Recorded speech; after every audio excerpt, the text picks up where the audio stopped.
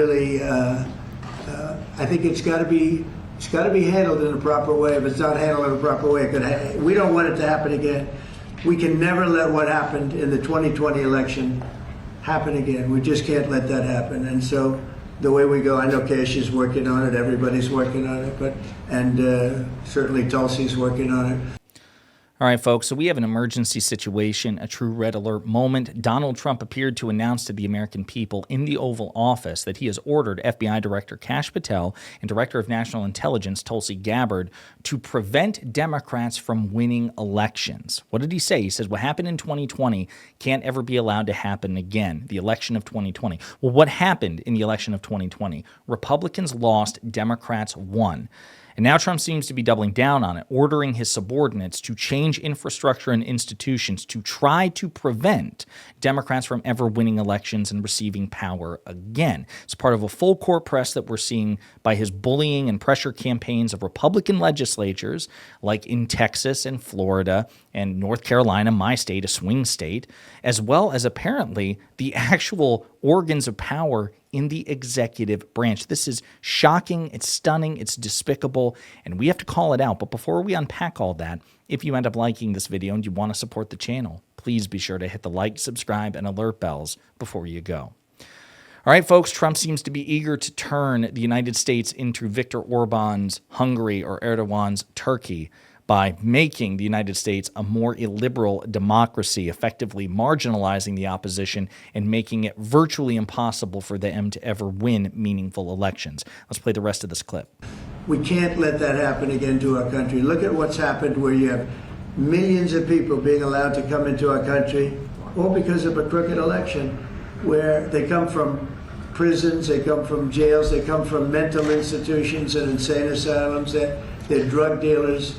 Again, he's insane, right? Listen, basically what Trump is saying, hey, listen, remember the border, how the border was terrible under Joe Biden?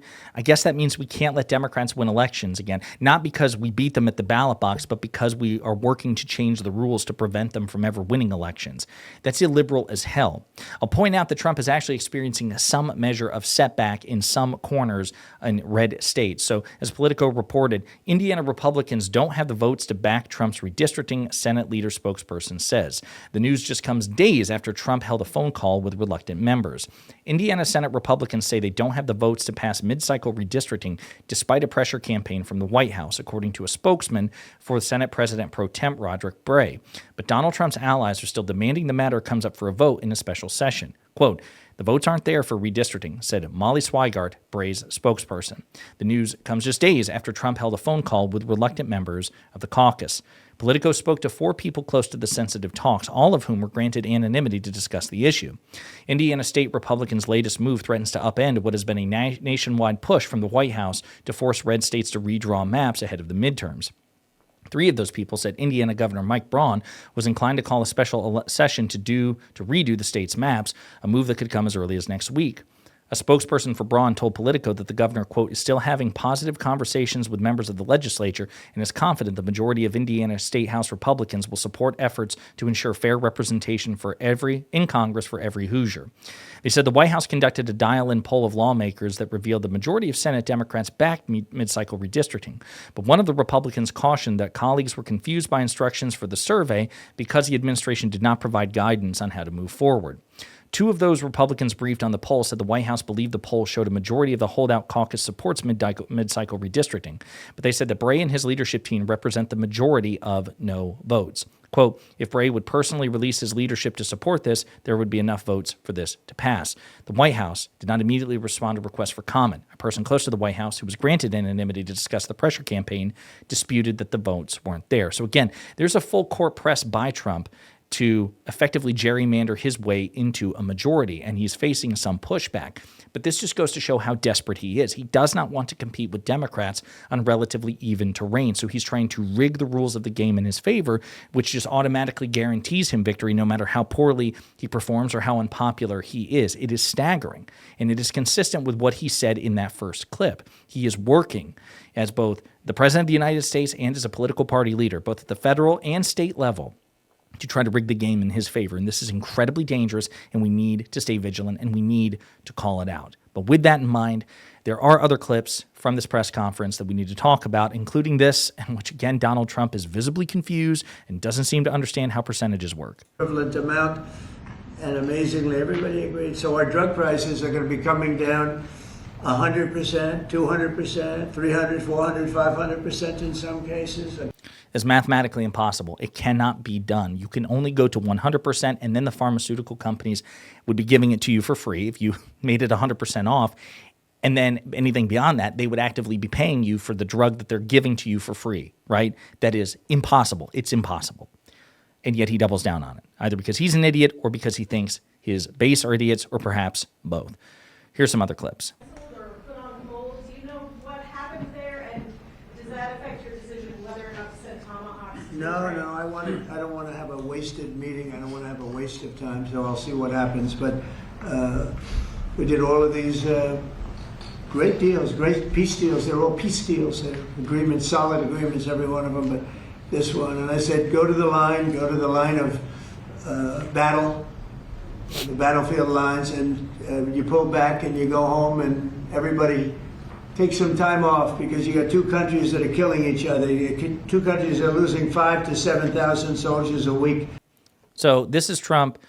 Last week or a week before, he was supposed to meet Vladimir Putin of Russia in Budapest, and then effectively he canceled the summit just a day ago, I believe, last second, which doesn't indicate to me that Trump has a firm grasp of this particular war, which he promised to end in his first day in office. He has failed spectacularly, and he's made it clear, too, that his version of a peace deal is just Russia gets to keep everything they've stolen, and that's it. So I'm not exactly sure what the incentives are for the Ukrainians, but I digress. He's just flip-flopping back and forth here. It's very obvious he's not sure where he stands. Here's another clip. An appeals court recently ruled that you can send the National Guard in Portland, Oregon. Do you feel unfettered to send the National Guard into whatever city you want now? Well, I guess so. That was the decision that I can send the National Guard if I see problems. I looked at Portland over the weekend. The place is burning down, just burning down. We weren't there. We weren't.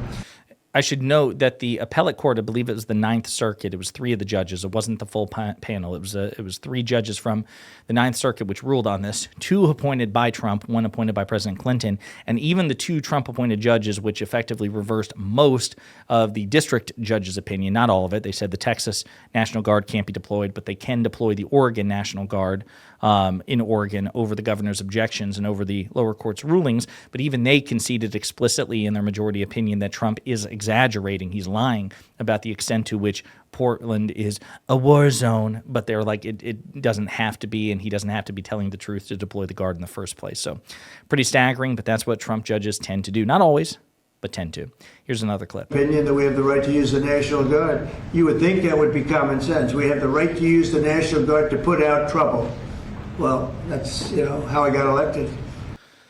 Well, again, that's it. He's being incredibly stupid and reductive about it. The idea isn't you can't, deploy the National Guard to put out trouble, right? There are actual standards to meet. And even the Trump judges in the Ninth Circuit said that as well. It just can't be whenever the fuck you please, which is what Trump seems to believe that it is. And again, if that were the case, then President Biden, President Obama could have and should have sent National Guards into red states to do whatever the hell they wanted. Oh, we just see trouble. How would MAGA have reacted? How would Republicans have reacted? The hypocrisy is staggering, but that's the point. They don't give a shit about hypocrisy. They delight in the hypocrisy. They like to be able to say whatever they need to take power and then totally contradict themselves. It's almost like living uninhibited. Just say whatever you need to and do whatever you want. Say whatever you need to and then do whatever you want. That is the MAGA MO. Here's another clip. Senator Schumer said he reached out to you about meeting on the government shutdown. Will you meet with him before you leave for Asia on Friday? Well, I will actually. I'd love to meet with them. I just want them to open up the country first. The country is so hot right now, and they've never voted against, continuation. They've never voted against. They've never done that. They're doing this because they have Trump derangement syndrome. But I would love to meet. I would like to meet with both of them. But I set one little caveat. I will only meet if they let the country open. They have to let the country open. The people want to go back to work. They want to be served. They need the services of some people. So again, Donald Trump indicating, that he will not negotiate with Democratic leaders, even though he needs their votes to reopen the government. Again, this is supposed to be negotiation. When President Obama was in office, Trump said it's ultimately the president's responsibility to get these negotiations done. Well, now Trump is president, and of course he's changing the standard because he's a hypocrite.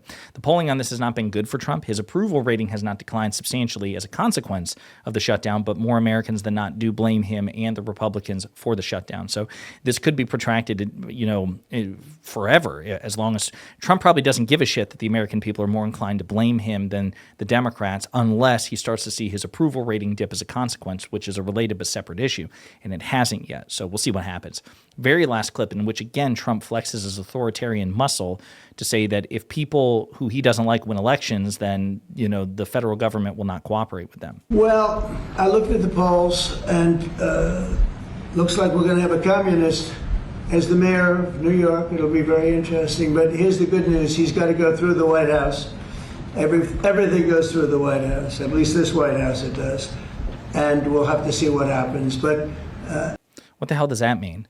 At least this White House? You're saying actually it shouldn't be going through the White House, but you're forcing everything to go through this White House. You are superseding your authority to try to exert political pressure on people making democratic decisions you disagree with. Again, Trump just gives the game away. When it goes all the way back to that first clip saying that he is ordering FBI Director Kash Patel and Director of National Intelligence Tulsi Gabbard to try to prevent Democrats from winning future elections. Staggering stuff. Very shocking. We need to call it out, and we need to stay vigilant about this. And folks, this is why we should have never elected this man in the first place. Democrats and Republicans fucked up in this respect, unless you're a MAGA cultist, in which case you're getting what you wanted. And that's another reason why we have to win the 2026 midterms in a friggin' landslide. We have to make that happen. And then from there, 2028. And then we have to make the reforms necessary to prevent this from sliding into an illiberal democracy and much more of a balanced terrain. In the meantime, let me know what you think in the comments.